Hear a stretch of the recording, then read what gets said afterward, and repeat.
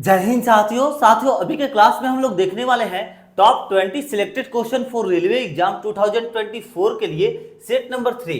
साथियों अभी के क्लास में हम लोग जो प्रैक्टिस सेट जिसका देखते हैं वो है हम लोग का जीके जीएस का। ठीक है, आप लोग को बता दें साथियों, हमारे चैनल के माध्यम से आप लोग को रोजाना सुबह के टाइम में साइंस का प्रैक्टिस सेट उपलब्ध कराया जाता है और उसके साथ साथ शाम में आप लोगों को जीके जीएस का भी प्रैक्टिस सेट उपलब्ध कराया जाता है।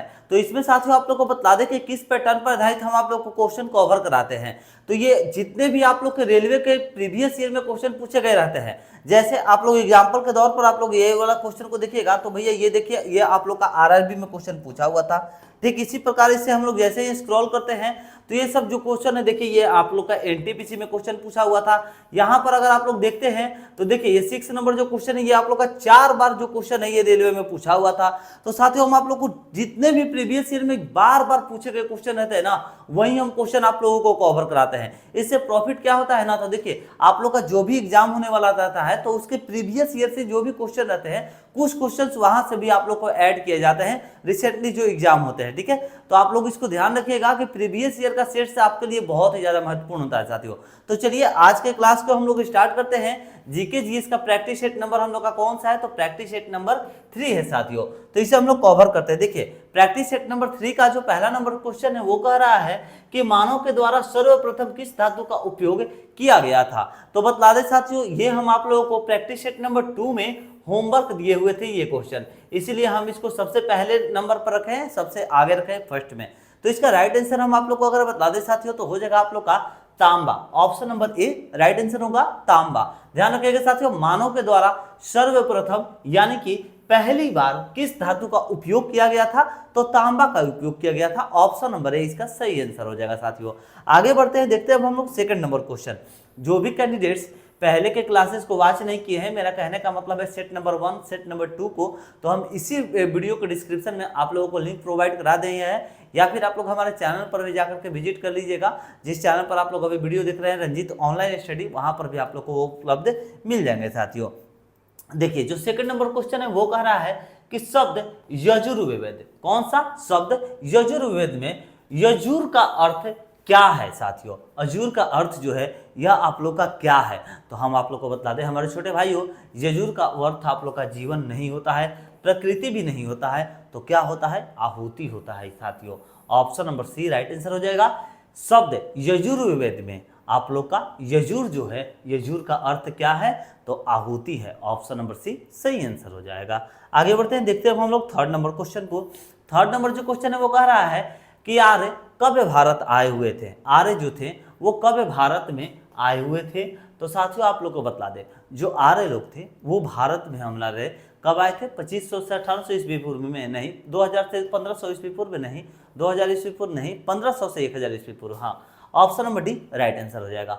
आर्य कब भारत में आए थे, तो 1500 से लेकर के 1000 ईस्वी पूर्व में आए हुए थे साथियों। ठीक है, चलिए आगे बढ़ते हैं, देखते हैं हम लोग 4 नंबर क्वेश्चन को।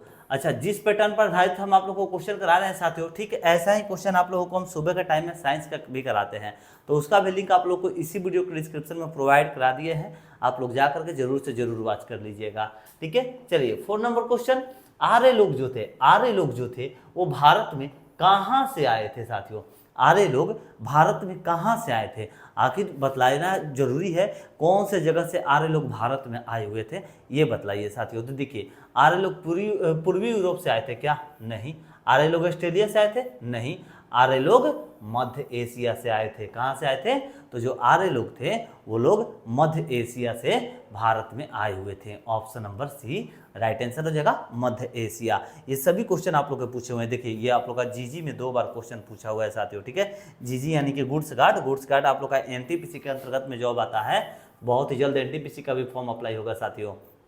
चलिए आगे देखिए, आर्य जो है, आर्य भारत में किस रूप में आए थे, आर्य भारत में जो है किस रूप में आए हुए थे ये बतलाना है। तो देखिए सौदागर तथा खानाबदोश के रूप में आए हुए थे क्या आर्य, नहीं, ये कभी भी नहीं होगा साथियों, शरणार्थी के रूप में आए हुए थे? नहीं होगा।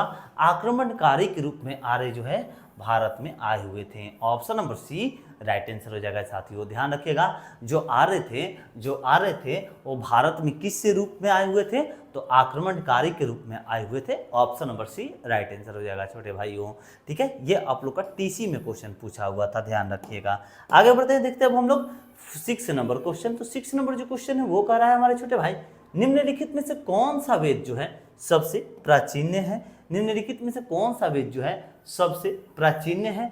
बहुत लोग यहाँ कंफ्यूज होते हैं, बहुत लोग, एक दो नहीं, मतलब हम भी अगर बोले ना तो देखिए आप लोग में से बोल दे रहे हैं। देखिए भैया 100 अगर बच्चे इस वीडियो को भी वॉच कर रहे होंगे ना तो 50 लोग जो है इसका सिर्फ जवाब दे पाएंगे, 50 में भी हमें डाउट है, क्योंकि ये ऐसा इंटरनल क्वेश्चन है साथियों। बहुत लोग यहाँ पर जो है कुछ चीज़ है जिसमें कंफ्यूज होते हैं, हम अभी बतला दे रहे हैं। देखिए निम्नलिखित में से कौन सा जो है वेद सबसे प्राचीन है, यानी कि कौन सा वेद सबसे पुराना है, ये पूछ रहा है क्वेश्चन साथियों। ठीक है, अब ये देखिए, ये क्वेश्चन आप लोग का 4 बार पूछ दिया है रेलवे के एग्जाम में।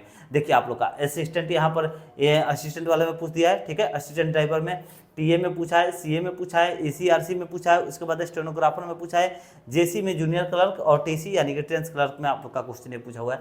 मतलब बहुत ज़्यादा ये क्वेश्चन पूछा हुआ है। कब कब? 2002, 2006, 2008, 2009, मतलब प्रीवियस ईयर का, इसीलिए बोलते हैं जरूरी रहता है क्लास। ठीक है, तो देखिए यहाँ पर बतला दे कौन सा वेद जो है सबसे प्राचीन रहता है ना, तो आप सभी को मालूम होगा कि 4 वेद होते हैं। अब यहाँ पर भाई ऋग्वेद हो गया, अथर्ववेद हो गया, यजुर्वेद, सामवेद हो गया, ये आप लोग का चारों जो है लाइन से वेद होते हैं। ठीक है, बट अगर पूछ दे सबसे प्राचीन तो ध्यान रखिएगा उपनिषद में मारिएगा।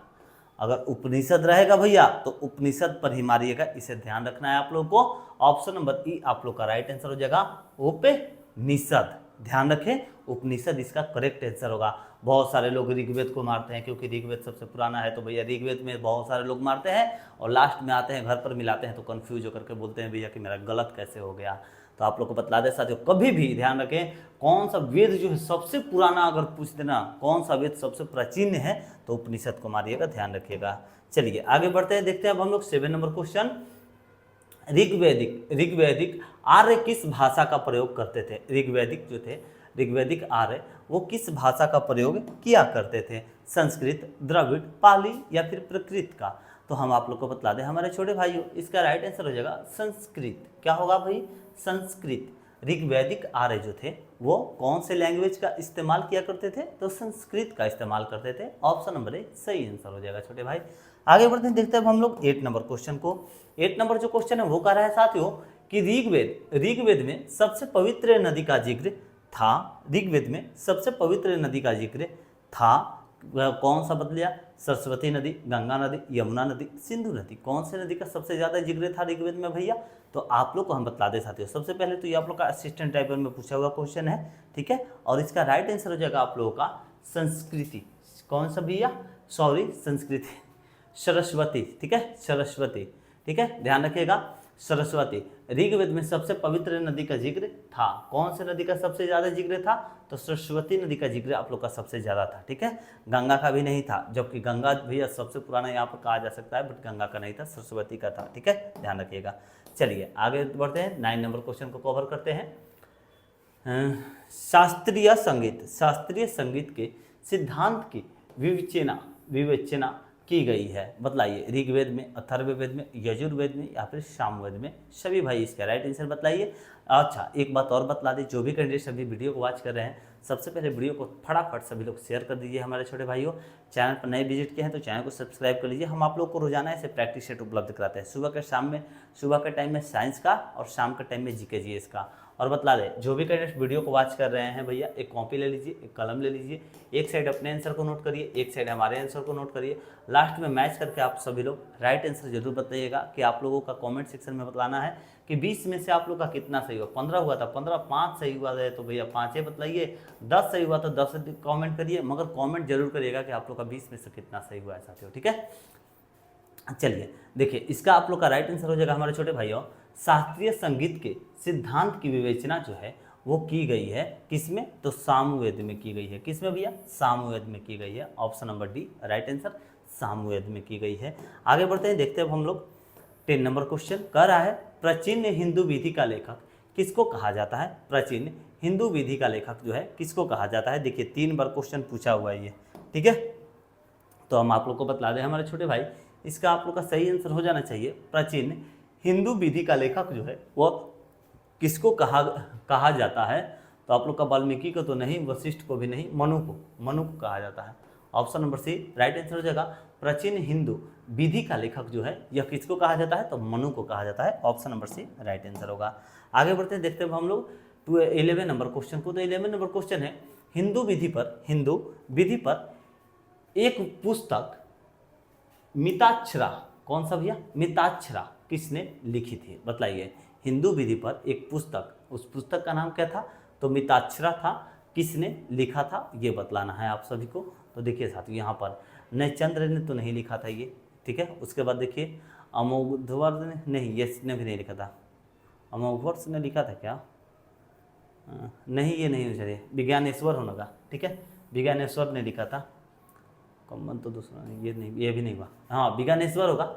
हिंदू विधि पर एक पुस्तक मिताक्षरा जो है यह किसने लिखा था, तो विज्ञानेश्वर होगा। Option number C right answer हो जाएगा, विज्ञानेश्वर। आगे बढ़ते हैं, देखा जाए हम लोग 12 नंबर क्वेश्चन को।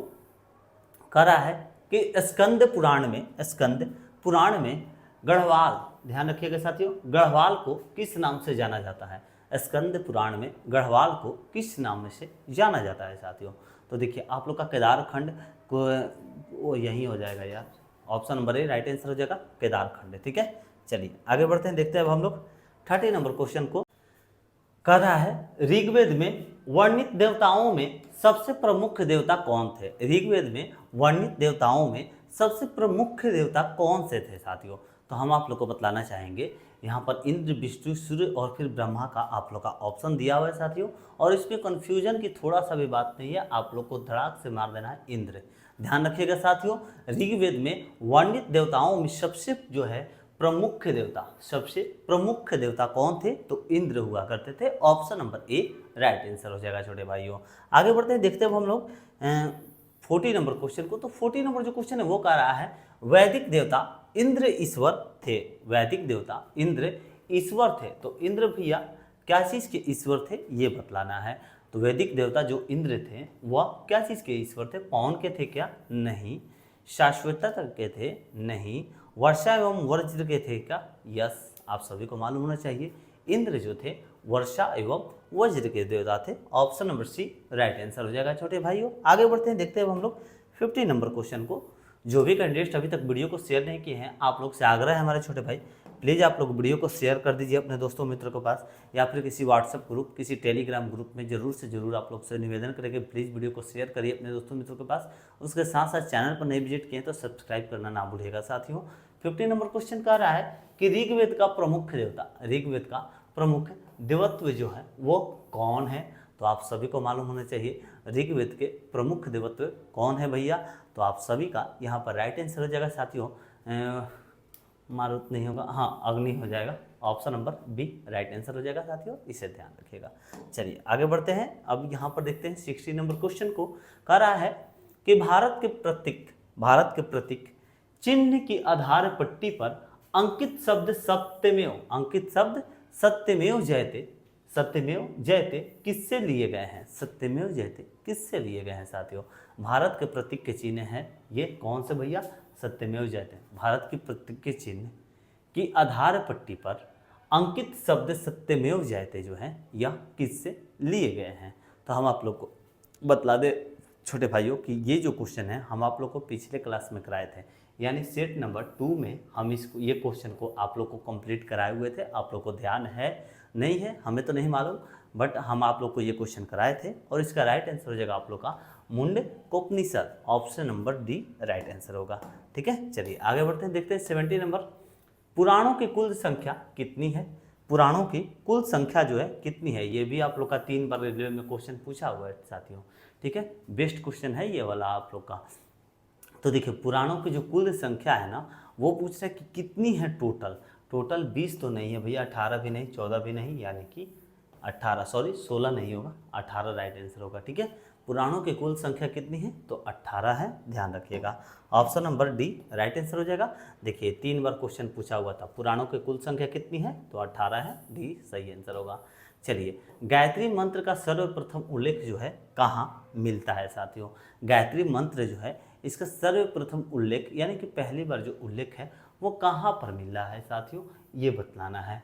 तो हम आप लोग को बतला दें कौन से वेद में होगा भैया, ऋग्वेद में, अथर्ववेद में, उपनिषद में या फिर पुराणों में। तो आप लोग को बतला दें हम छोटे भाइयों ऋग्वेद में। ठीक है, ध्यान रखिएगा, गायत्री मंत्र का सर्वप्रथम उल्लेख जो है कहाँ मिलता है, तो ऋग्वेद में मिलता है। ऑप्शन नंबर ए सही आंसर होगा। आगे बढ़ते हैं, देखते हैं हम लोग 90 नंबर क्वेश्चन। एंड हम लोग का ये जो है सेकंड लास्ट क्वेश्चन है, इसके बाद सिर्फ एक क्वेश्चन है। कह रहा है कि वैदिक धर्म का मुख्य लक्षण, वैदिक धर्म का मुख्य लक्षण इनमें से किसकी उपासना थी, किसकी उपासना थी साथियों? तो आप लोग सभी को मालूम होना चाहिए, प्रकृति, पशुपति, देवी माता या फिर त्रिमूर्ति। पशुपति, देवी माता, त्रिमूर्ति, हाँ प्रकृति होगा। चलिए, वैदिक धर्म का मुख्य लक्षण जो है इनमें से किसकी उपासना थी, तो प्रकृति यहाँ पर राइट आंसर हो जाएंगी। आगे बढ़ते हैं, देखा जाए हम लोग 20 नंबर क्वेश्चन यानी कि आज का लास्ट क्वेश्चन साथियों। कह रहा है कि ऋग्वैदिक काल से पूर्व आर्यों का मुख्य व्यवसाय क्या था? ऋग्वैदिक काल से पूर्व आर्यों का मुख्य व्यवसाय क्या था साथियों? देखिए, तो आर्यों का मुख्य व्यवसाय जो था वो पशुपालन था, इसे ध्यान रखिएगा। Option number B right answer. हम लोगों ने कंप्लीट किया साथियों आज सेट नंबर 3 जीके जीएस का। ठीक है, ठीक इसी प्रकार जो है हम आप लोगों को कल भी कंप्लीट कराएंगे सेट नंबर 4 को। तो आप लोग अगर रोजाना ऐसे प्रैक्टिस सेट लगाना चाहते हैं जो कि प्रीवियस ईयर के सारे क्वेश्चन पूछे गए रहते हैं, तो उसके लिए आप लोग को कुछ भी नहीं करना है, सिर्फ चैनल को सब्सक्राइब करके बेल आइकन दबा देना है साथियों। चलिए मिलते हैं नेक्स्ट वीडियो में। जय हिंद, जय भारत।